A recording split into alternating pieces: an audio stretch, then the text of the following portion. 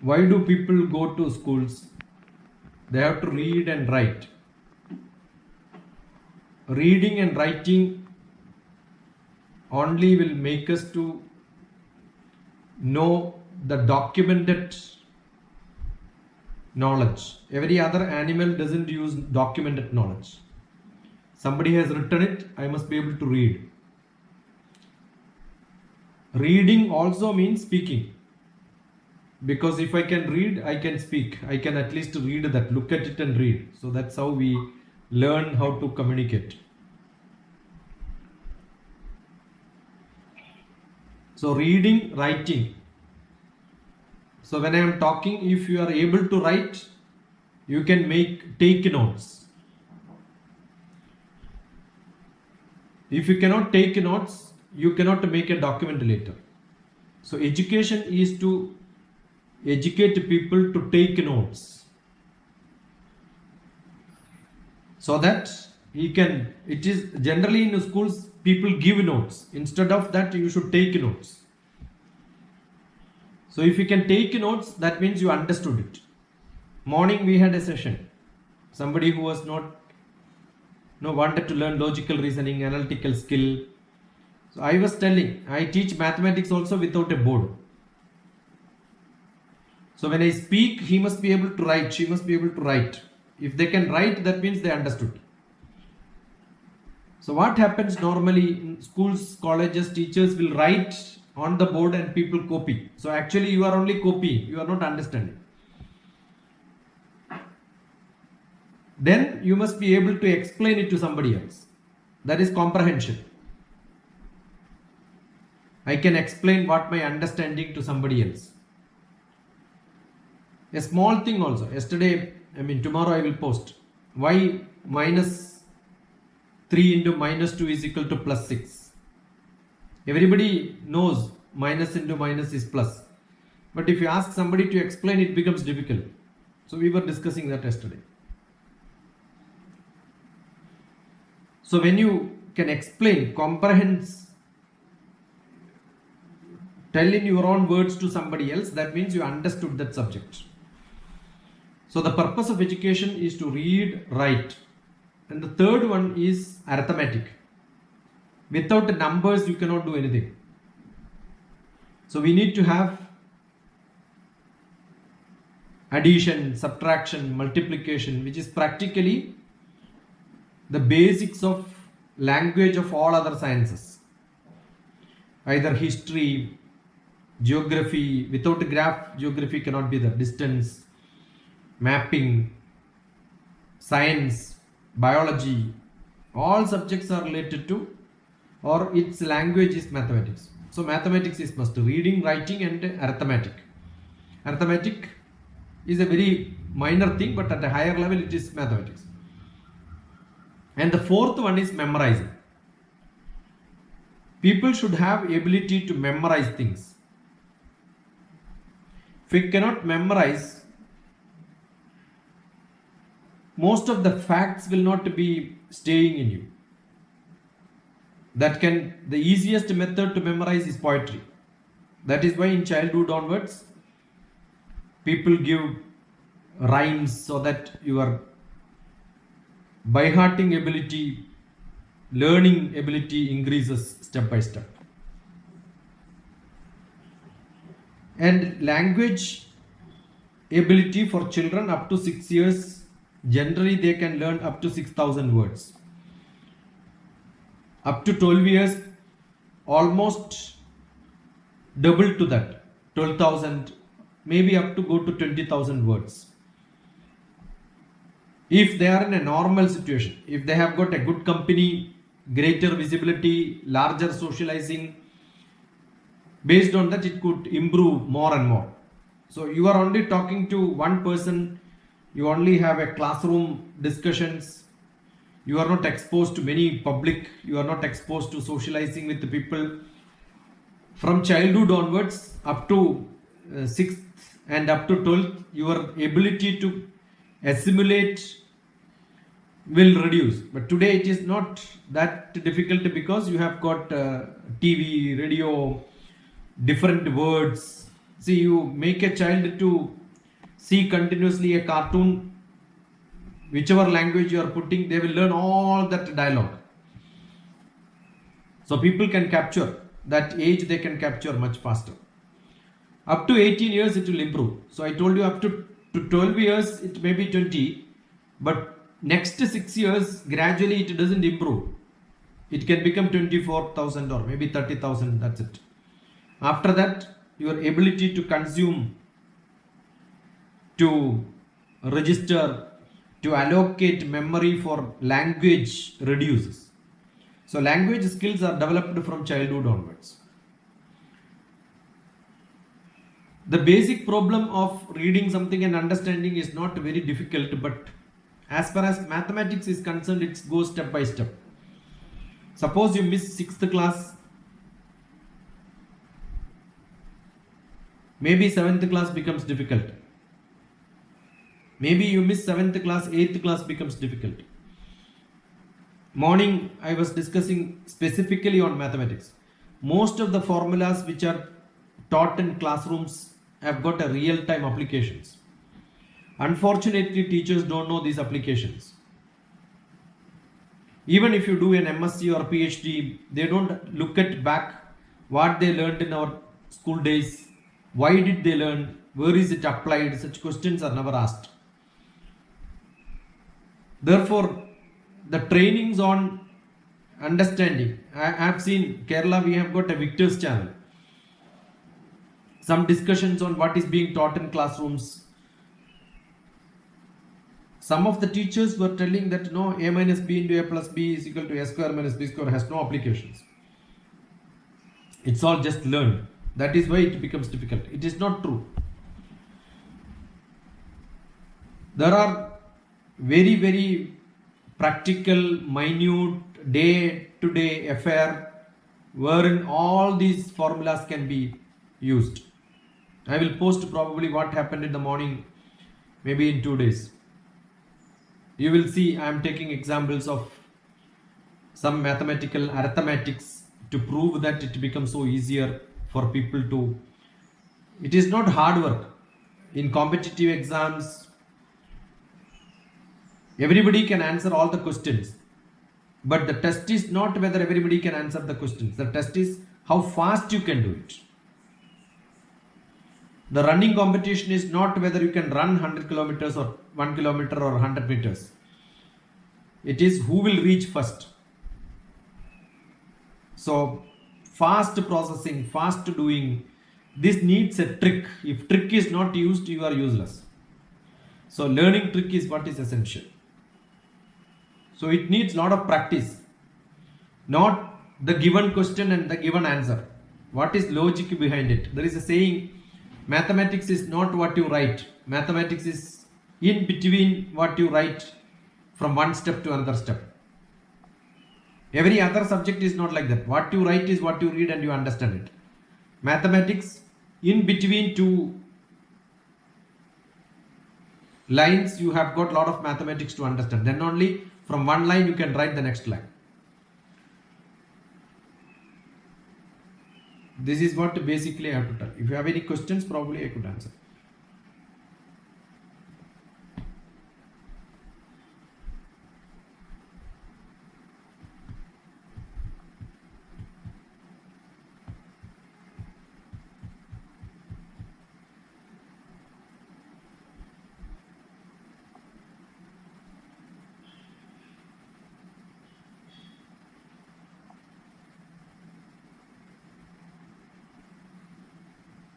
This is not a lecture. Every day there used to be some dialogues and questions for last 3-4 days.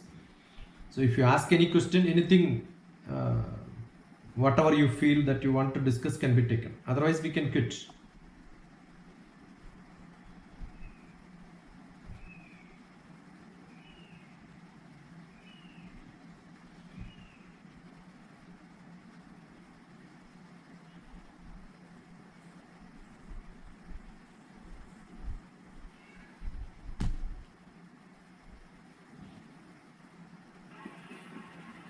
Good evening. Good evening. Sir, You are fine? yes, I'm better. Okay. So can I ask? I told you I'll can not ask, ask. so that question is not required. You should ask straight away. No, it's not a question. I just need something. Want you to say, clarify, both. Like there is always some kind of confusion when we talk about karma and the dharma, and these are the kind of notion which we used in philosophy Uh, in a certain specific sense. So, if you can highlight something on dharma, like how do you understand dharma as a religious? In religion, we used in a specific way, but in philosophy, we used mostly relate to ethics and moral duty, something related to that. And how do you understand this? In Bhagavad Gita specifically, it is used in relation to, I understand, to karma, dharma and karma go together. So I just want a clarification or more on that, if you can speak. what is generally described as dharma is quality. Dharmic way of life means something higher and greater. Originally, dharma only means the basic quality. There is nothing called a relative good and bad in that.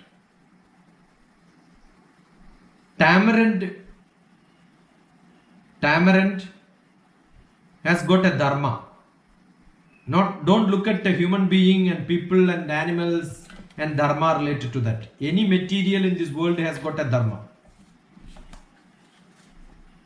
The dharma of tamarind is whoever tastes that should get the taste of tamarind. Otherwise, we say the tamarind is not good. The taste of salt, when I add salt in water or maybe in whatever dishes which I am making, it should give saltiness. So, what is dharma of salt? To give saltiness. What is dharma of a pen? When I open and write on a very specific,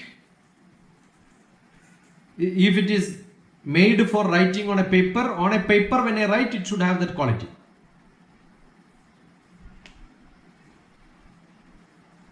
So, for what purpose it is manufactured? For what purpose it is manufactured, whether that is being satisfied or not, is called dharma. So, dharma of human being, for what purpose I am being manufactured? What is that I am supposed to do? Therefore, karma comes in picture. The action which I am supposed to do, for which I am being produced. So, some people are produced to make money. He is dharmic in making money. Some people are produced to give knowledge, learn knowledge, spread the knowledge. Some people are produced to do something else. So, whatever is the job for which you have been produced in this world, or what you assimilate yourself to get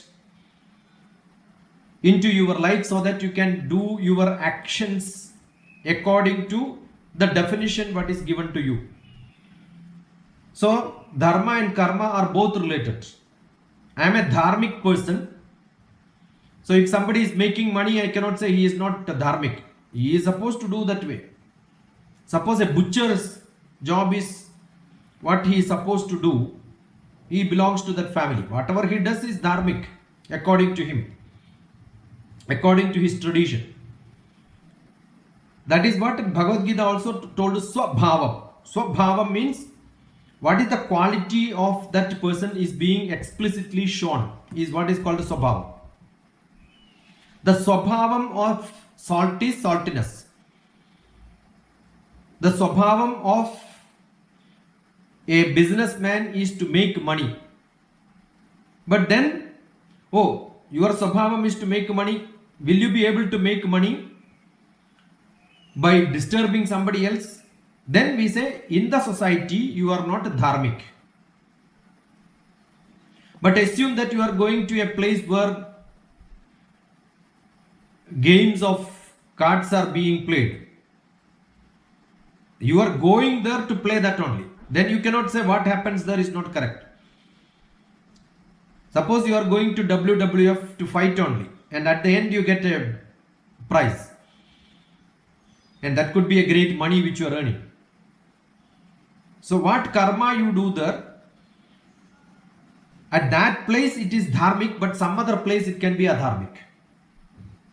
So dharma is not absolute, it is relative. Killing somebody is good or bad. My karma is, I am a soldier, I am standing on the border. The person who comes from the other side, I am supposed to kill him. Whether that is dharmic, personally that is adharmic, but professionally that is dharmic.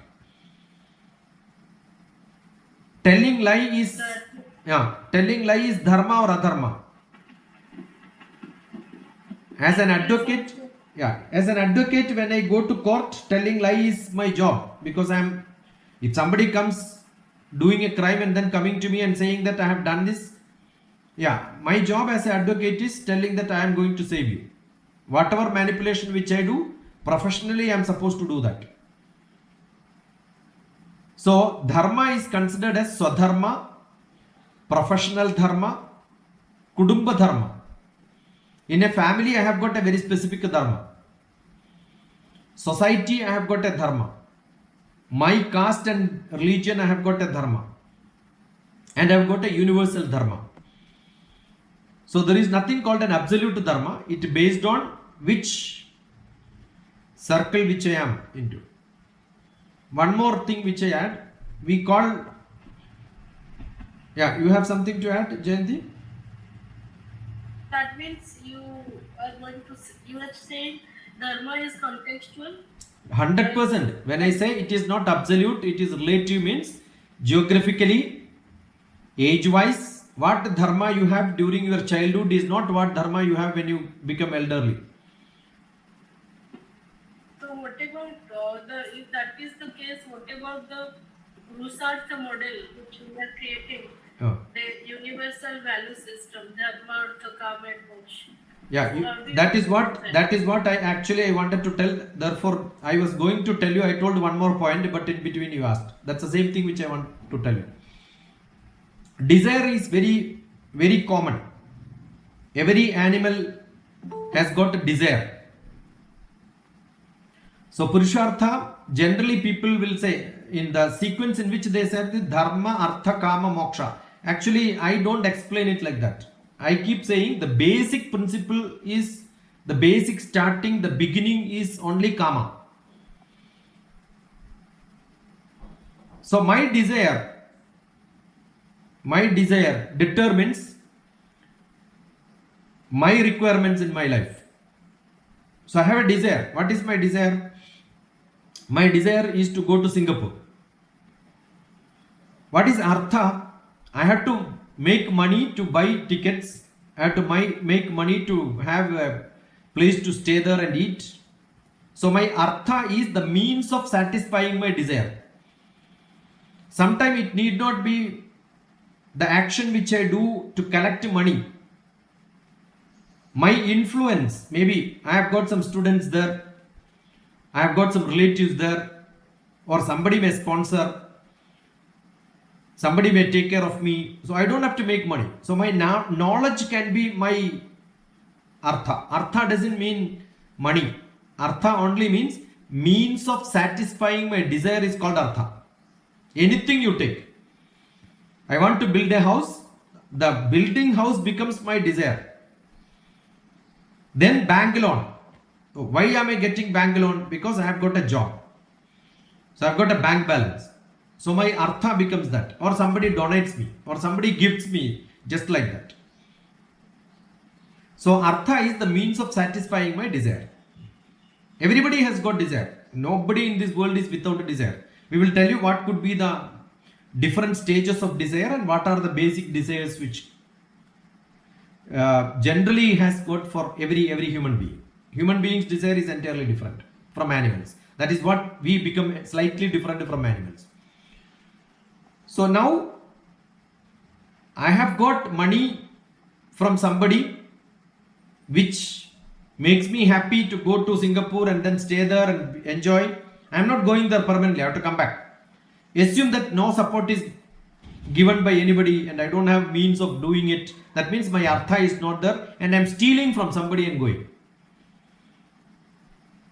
I have taken that money without somebody's permission and then I go there, and my spending time there as a, now again the Sattvic, Rajasic, Tamasic Guna also will come. These are all related. Do you think I will enjoy my holidays there and then I can be in happiness all the time? Definitely not. If my means of collecting my artha is not dharmic, so what makes me to feel bad about doing something is adharmic. If after doing also I am feeling happy, then it is dharmic. Suppose I am scolding somebody. The purpose of scolding is to correct somebody. The scolding becomes dharmic. The purpose of scolding becomes adharmic when there is a consequence which I cannot control. And it becomes against me, against my happiness, against general happiness of the society, of the culture. It could be different. From geographically, it could be different. So what karma which I am doing, which is acceptable by society, becomes dharmic. There again, the definition of swadharma, kudumba dharma, I can scold maybe my kids, I can tell them something, or maybe I can tell them inside my house, inside my room, but not publicly. There are different categories. Where I am doing, what I am doing, why I am doing, how I am doing, in front of whom I am doing, all that matters. And that defines my dharma and adharma. Every action need not be dharmic in front of somebody else. Without somebody's knowledge, when I do something, it could become dharmic. But some activity, in front of somebody when you do it become dharmic, hidingly when you do it become adharmic also. So it depends on what action you are doing. So, kama, artha, dharma. Dharma is very relatively defined, no absolute. And what gives me happiness, that happiness is permanent, not necessarily permanent throughout my life. At least for 7 days if I am happy. We keep calling, no? At least for some days I am feeling happy about it. That is called moksha.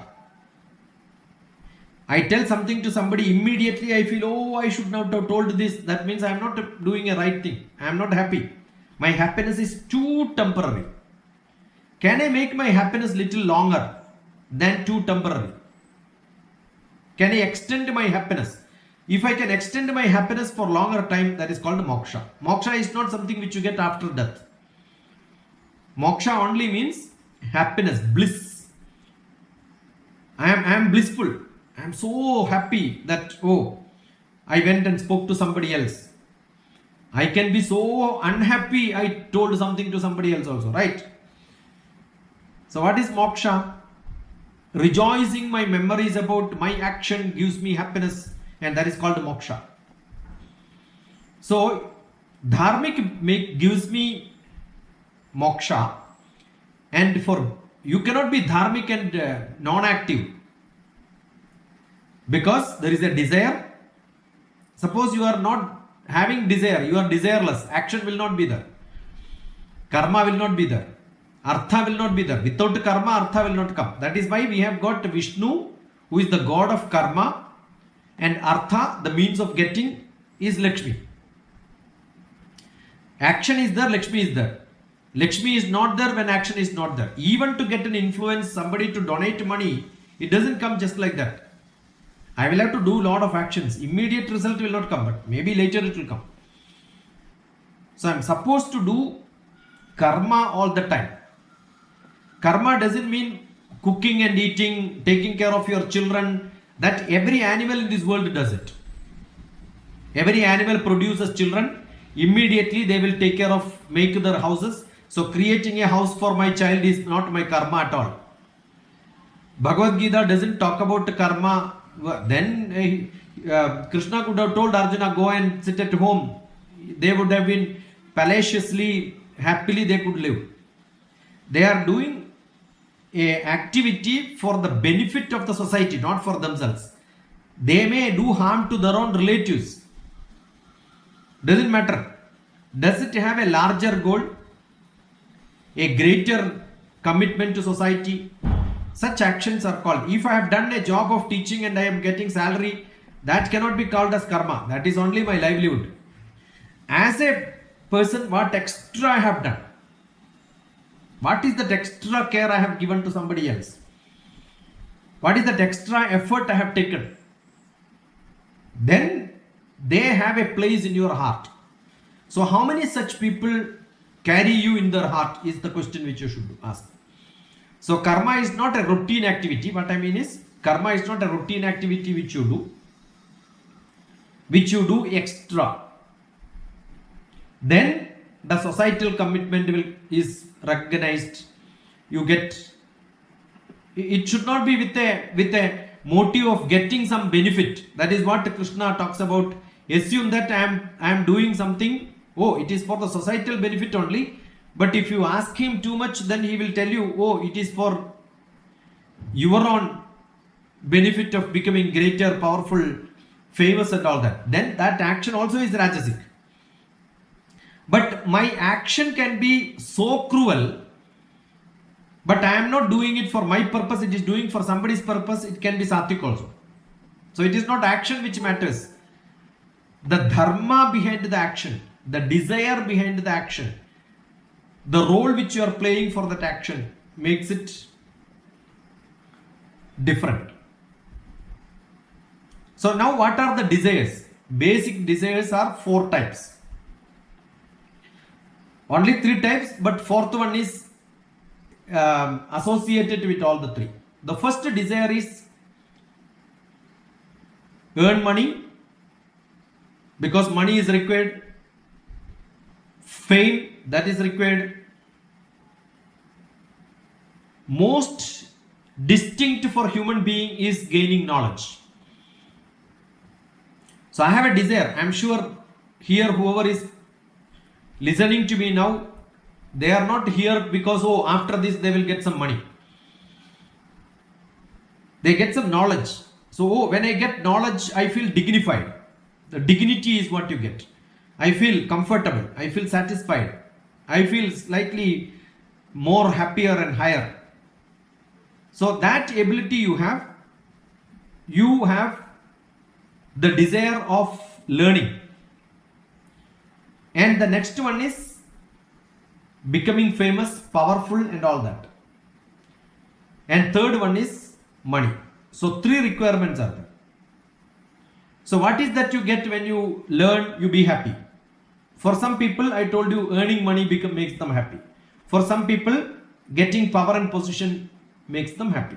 So desires are 3 types: learning, earning and fame. Any desire in this world, you start analyzing, ask a lot of questions, it will end up in all the 3. Any of these 3, multiple of or combination of these 3. Why do you want this? Happiness is what is the basic desire.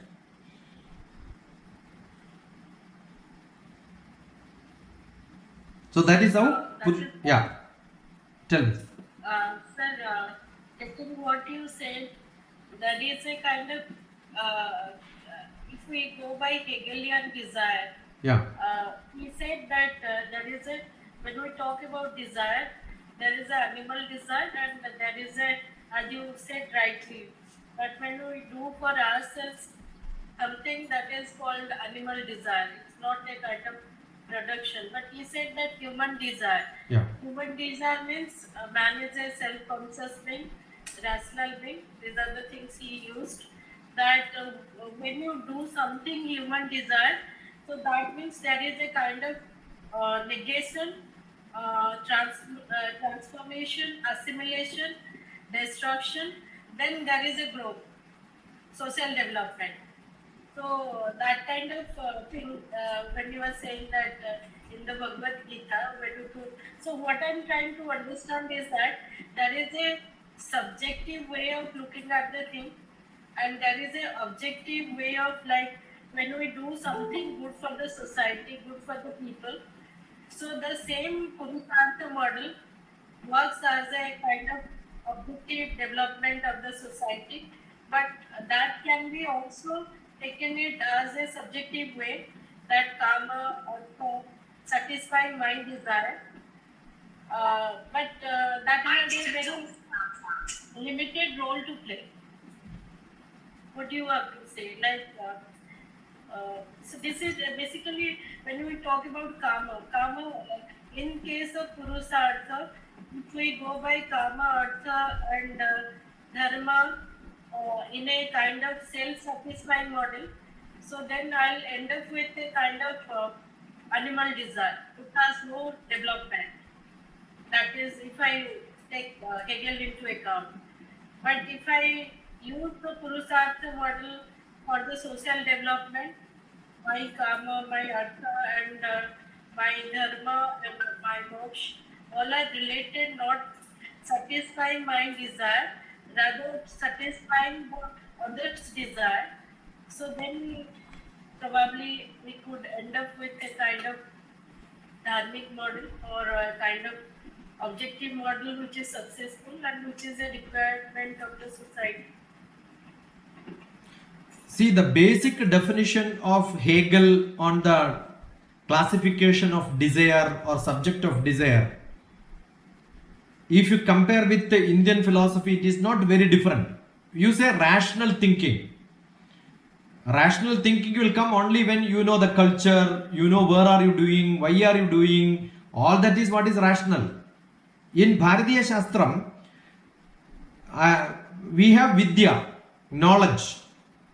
When we know where to use it, how to use it, when to use it, that is what is called the Viveka Buddhi. The Buddhi itself is considered as knowledge because only human being have got a Viveka Buddhi. Animals doesn't have Viveka.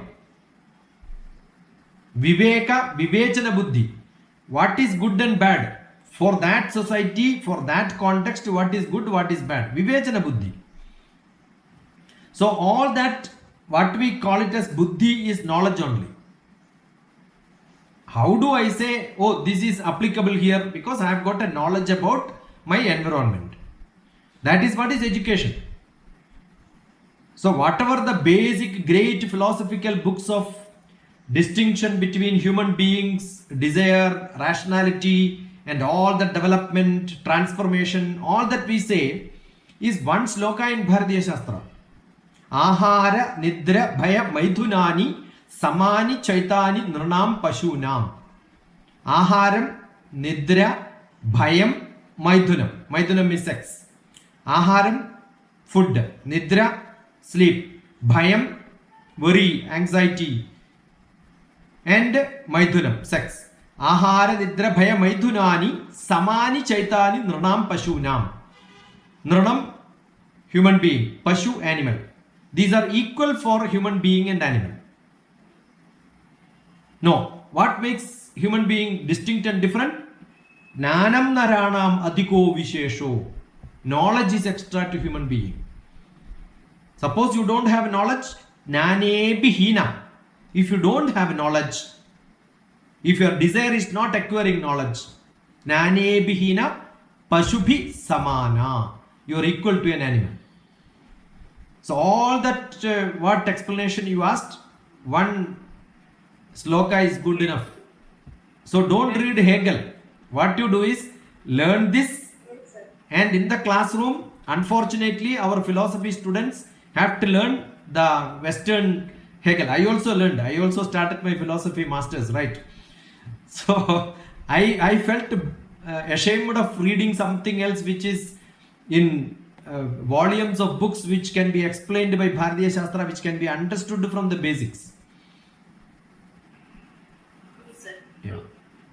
It's a very great explanation. Thank you so much. Ahara Nidra Bhaya Maithunani Samani Chaitani Nranam Pashunam Nanam Naranam Adiko Vishesho Nane Bihina Pashubhi Samana.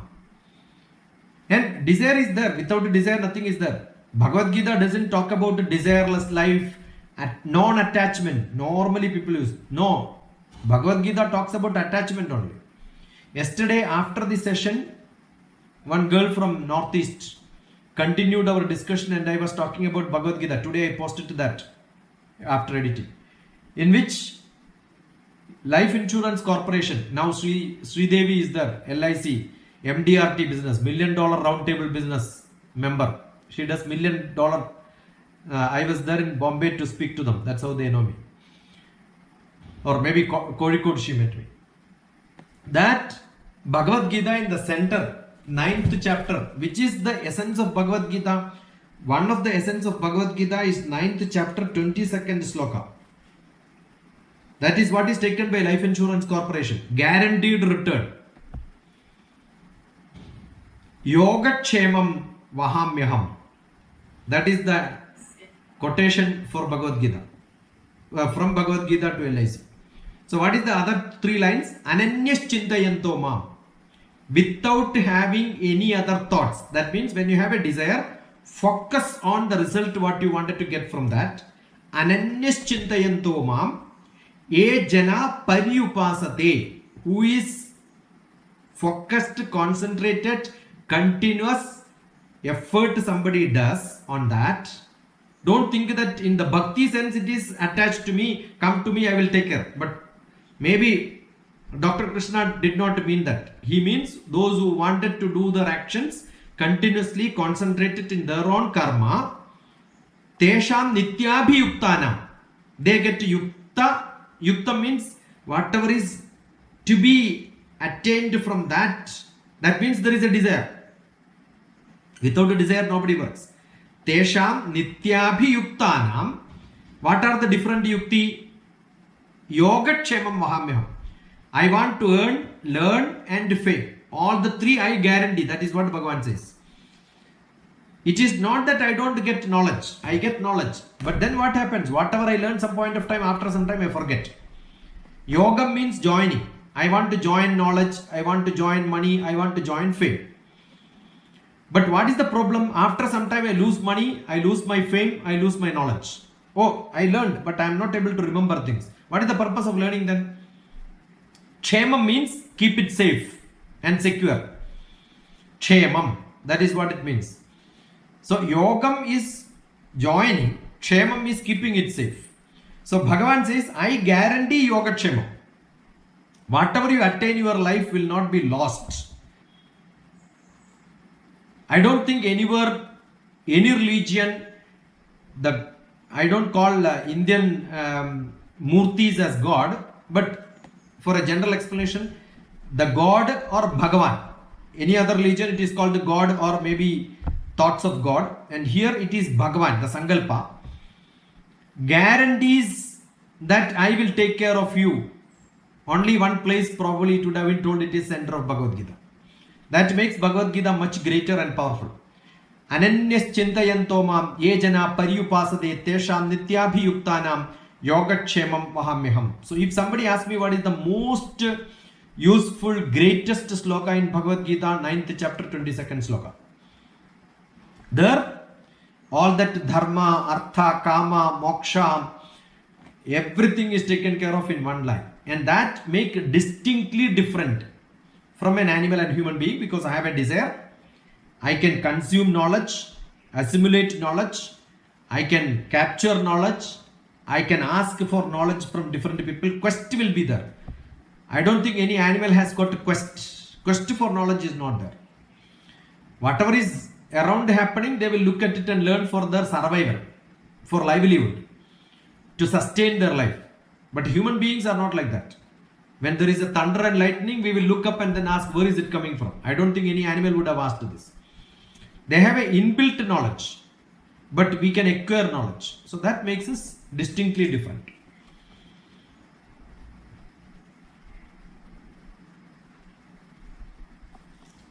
Thank you so much.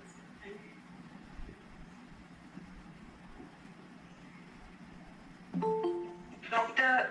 is Bhagavan different from God? See, Actually, what is the meaning of Bhagavan?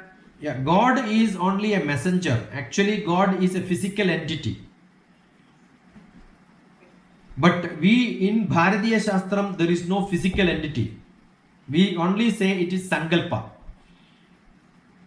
Sankalpa means it is my imagination. I can make shape and form. There is no shape for God. I have created a shape. I have created a form. I have started explaining this is how it is. So he is a godly person means he has got a shape already.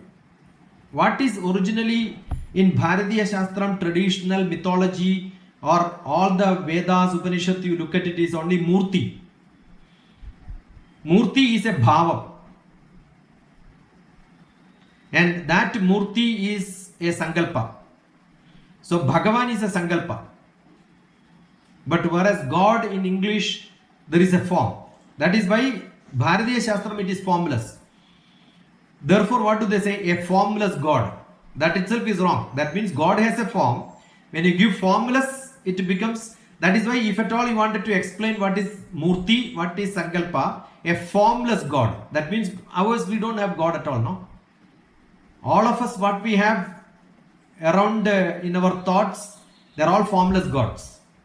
So how can I say a Indian God? No, I should say Indian formless God. Or maybe when I say Indian God, it is understood that it is formless. But we keep talking about, see, we even hear the greatest learned personalities also calling Lord Krishna, L-O-R-D, Lord. The judge can be called as my Lord, no? When you have respect, you call him as Lord. So who is Lord? The judges are called Lord. Because of that respect, you started calling Krishna also Lord Krishna. Then you should call, like Jayanti calls me sir. You should call Krishna sir, Lakshmana sir, no, Rama sir and all that. No. If it is respect, why are you not calling them as sir? So, only when there is a form, there is a human nature, we call them sir, Lord, God and all that. So it is Sankalpa and Murthy. Murthy has got a great meaning. That is what is essentially to be called. That's why we say Trimurti, no? We don't say three gods. Our Sankalpa is Trimurti Sankalpa. To explain it, we are using different English words. That's the problem. So Doctor, may Nirakara, I? Yeah, Nirakar. Actually, it is Nirakar. it's Nirakara. Yeah. Rupam Rupavivarjidasya bhavado dhyayena yat kalpitam. A God, you doesn't have a shape. I gave you shape, kalpitam. That is my desire or my imagination which gave a shape to you. Rupam Rupavivarjidasya bhavado dhyayena yat kalpitam. I wanted a shape so that I can recollect you whenever I want. So I did it. Stutya nirvajaniyata gila guru purikritaya. I started explaining your beauty. I know that I cannot explain your beauty, but I have done it. Vyaptitvam jamaya krita. You are one who is extended, infinite, but we have tied them in some places. That's how we have constructed temples and then kept. Given the names of Delhi Ayyappa also. If the God or the Lord or Bhagavan or Murthy, wherever we establish them, we keep giving them the name associated with the place also. So these are all wrong things. Doshatrayam matkritam. These are all the three mistakes which I have done. I have given shape to somebody who doesn't have shape. I have explained someone who is undescribable. I described somebody with all the beauties.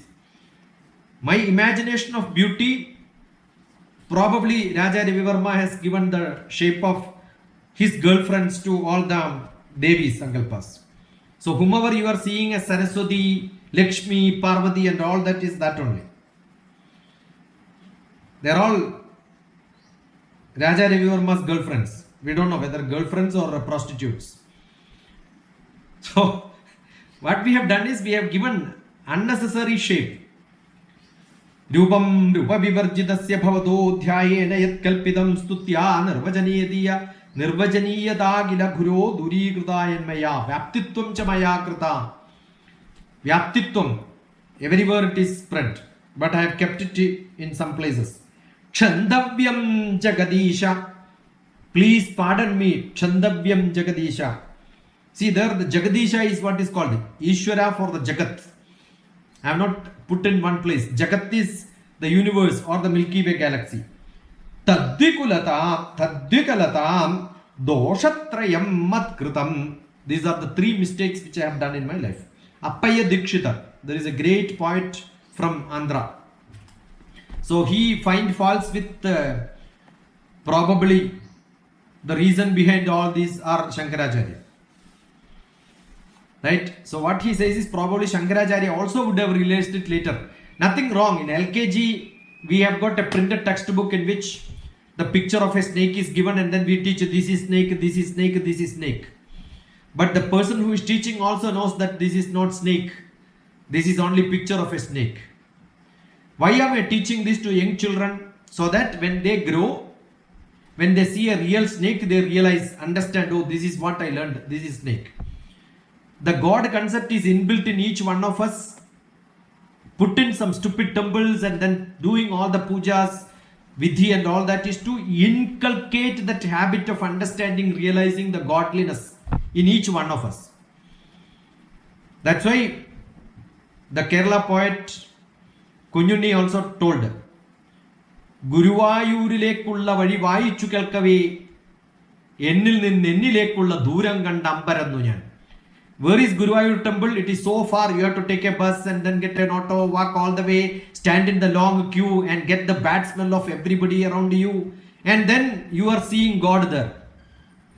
I am ashamed of such people where you are not identifying the God is within you. Kunjuni Master says, great philosophical tidbits on small slokas. Guruvayurilekkulla, the distance from me to the temple. Vadi vayichu kelkave ennil ninnu ennilekkulla. So where is God? God is within you. Nothing new in that point what he has written. Hridaya guhara madhye kevalam brahma matram. Inside my hridaya there is Brahma. Creativity is there. God is there. Money is there. We also chant every day morning. Karagre vasate Lakshmi. Then why do you go to a Lakshmi temple? Lakshmi is in my fingertips. And Lakshmi is there in your fingertips only when your actions are in your fingertips. That's how it is made. Karagre vasate Lakshmi, Karamadhye Saraswati. So Saraswati is there, Brahma is there. Karamule sthita Gauri. Shakti is there in my hand itself. Therefore, definitely when I have Shakti, Shiva is also there. So don't have to hunt out. Sankalpa is what Bharatiya Shastra prescribes. Not godhood, not lordhood. But you need LKG classes. But the pity is that everybody is in LKG class in Bhakti. They never get to PG classes. They don't promote. They will chant the same nursery rhyme throughout their life without even understanding the meaning of the nursery rhyme. That is what is Bhakti alone. So Bhagavan Krishna doesn't talk about Bhakti. He is more talking about karma, and that karma with the devotion. Full concentration will come only when you have faith in the person who is speaking to you. And that faith is what is Bhagavan wanted from Arjuna. Therefore, Bhakti is given last part. Otherwise, Bhakti would have given more importance in Bhagavad Gita. That is given last.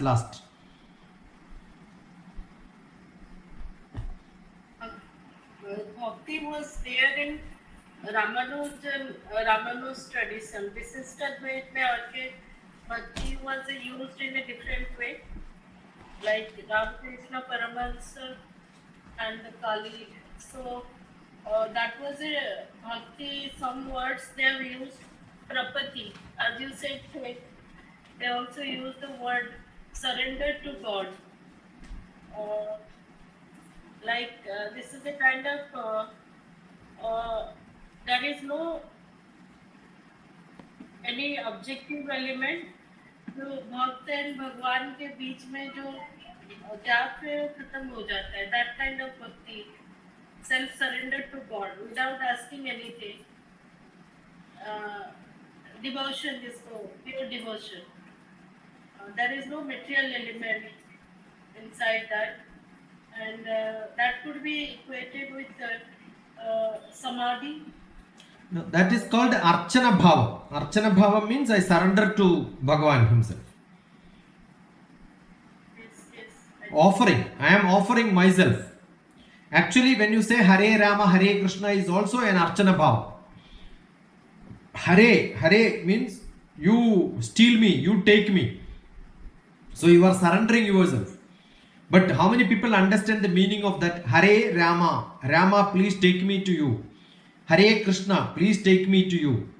That means I have no desire. I am not asking anything when I say Hare Rama, Hare Krishna. Please steal me. Please take me throughout. Permanently you take me. Hare Rama, Hare Krishna, Hare Rama. That is called Mahamantra. So our Mahamantra itself is Archana Bhava. In Bhakti Bhavam, Sakama Bhakti, Nishkama Bhakti, Apara Bhakti, Para Bhakti, the nannies will have only Para Bhakti. You don't require a temple, a place. And Apara Bhakti is with an image, idol. That is what is temple. Nishkamam is for happiness. So why am I doing a activity? Because I am enjoying it. Why am I talking to you now between 4:30 to 5:30? It is not expecting anything in my life. I am enjoying. Whether you are suffering or not, I don't care. I am enjoying. So that is my moksha, my happiness. Sakama Bhakti is what you are saying with the desire. Oh, I give you this, God, please give me back this. So Nishkama Bhakti is with Archana Bhava. Sakama Bhakti also can be Archana, but with a contract. I will pay you money and give me this back. Okay.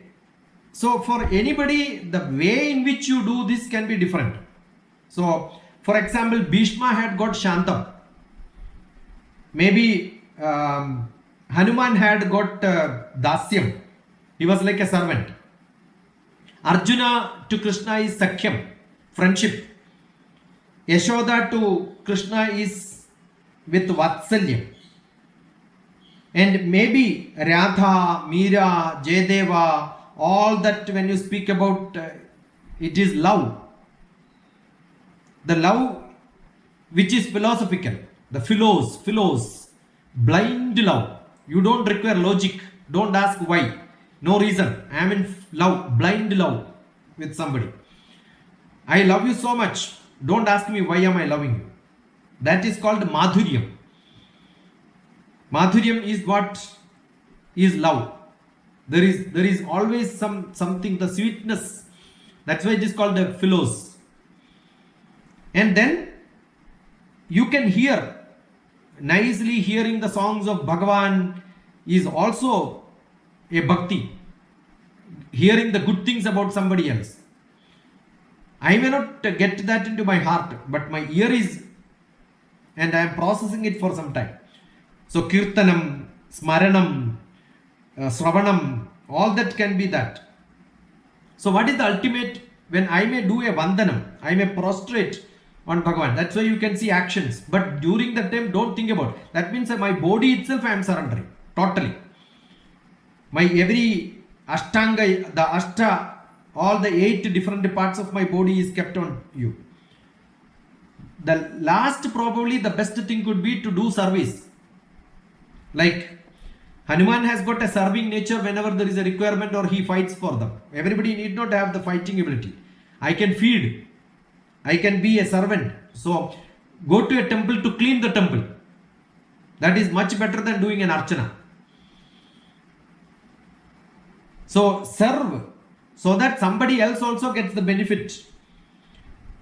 And what Swamis and Sannyasis do, they don't do any of this. They do Atma Nivedan. The total surrender. Whatever they do, they don't have a buddhi, they don't have a manas, no desire, no logic. Manas is desire. Feelings are not there. No desire for me.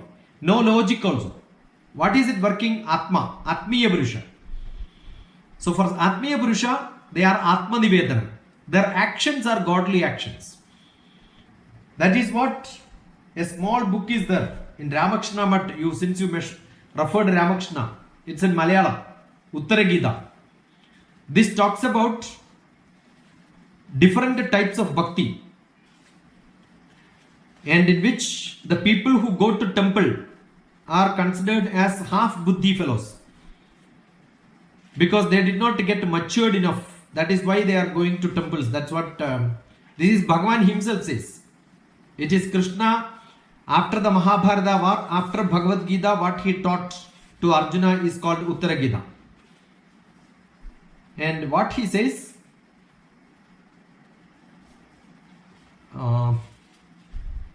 he says the Solpa Buddhis, that is what the word he uses. I'll get back to you. Yeah, any more questions? Can go on and on, but I don't think. Thank you, sir. The Krishna talks about this in the Gita also. Agnir Devo Dvijadinam Muninam Hrididevatam Vigraham Sulpabuddhinam Sarvatra Vidhitatmanam. I got it. I'm not able to locate it, but I remember that sloka. Okay. Agnir Devo Dvijadinam, who consider God is Agni. Again Sankalpa. For them there is no shape. Every pujari doesn't do puja with the shape and the pictures. Only Agni is required. Agnir Devo Dvijadinam. You are doing all the rituals in front of a lighted lamp. Agni is symbolized there. So Agnir Devo Dvijadinam. Muninam Hrididevatam. For a Rishi Maharshi Hridayam, inside his Atma is, or his Atma is Bhagavan himself. That's why they are called Atmiya Purushas. Enlightened souls. We say soul. Right? Vigraham Solpa Buddhinam. Those who go to Vigrahas and do all the rituals. Solpa Buddhis. Sarvatra Vidhitatmanam. Who is the knowledgeable person who realizes God is everywhere. So Appaya Dikshidhar was right. It is nothing new. It is what Bhagavan Krishna explained. Yeah.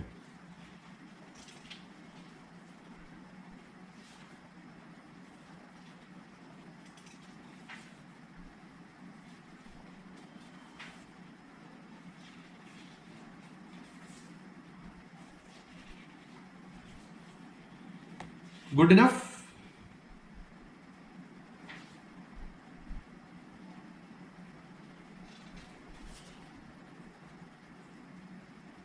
This is a beautiful book which I think I purchased in 2004. That time it was 6 rupees, 2016. Long time back, I think you said you will discuss with Yeah. It's a long pending. So many requirements are there like this. This also talks about yoga. Gaschan Tishtan Sadakalam Vayusvikaranam Param Sarvakala Prayogena Sahasrayur Bhaver Nara. If you do breathing practice normally, Gaschan Tishtan Sadakalam Vayusvikaranam Param. You do a breathing practice. Sarvakala Prayogena. You do that practice for long time in your life. Sahasrayur Bhaver Naraha. You will live thousands of years. Don't interpret this and then say somebody lives 1,000 years. God himself or Bhagavan himself, Krishna himself had only 100 and odd number of years. 102 years, 103 years I think. that is something.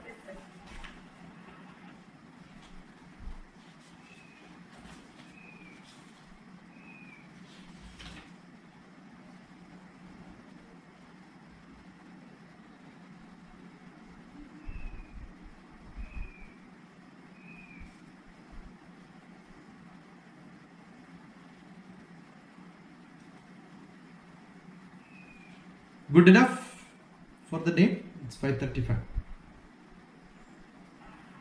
Yes, sir.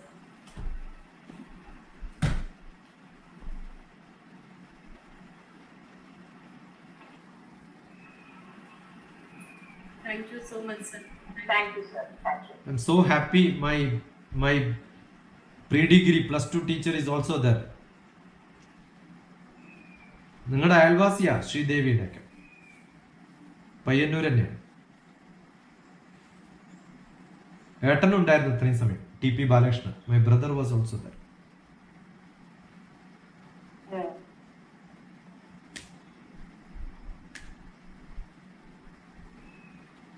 So for the day we'll say bye bye, see you tomorrow 4:30. Thank you. Thank you. Thank you, sir. It was very nice to hear. It was first time for me to hear this. Welcome Chandrakala. Where are you from, Chandrakala? I'm from Hyderabad. Oh, you are in Hyderabad, my neighbor only. Okay. Actually, I joined for first time. Okay. I know how to read Bhagavad Gita, but I don't know the meanings. So first time I was hearing. I could not remember, but the thing what you told was very informative. There are 4 playlists of mine on Bhagavad Gita. One is called the tidbits of Bhagavad Gita. That is to start the spirit of few discussions. Another one is sloka by sloka. Every sloka from 1 to 18th chapter 78 sloka, every sloka is explained. And another one is chapter wise brief. Few selected slokas from each chapter so that you understand what is chapter. And recently, last year almost the same time I did Bhagavad Gita for United Nations Yoga Community. Few chapters I did. So there are 4. Which you provided in that message, no? It is there in that. Yeah, no, you have to go to my YouTube and then say playlist. In playlist, look for.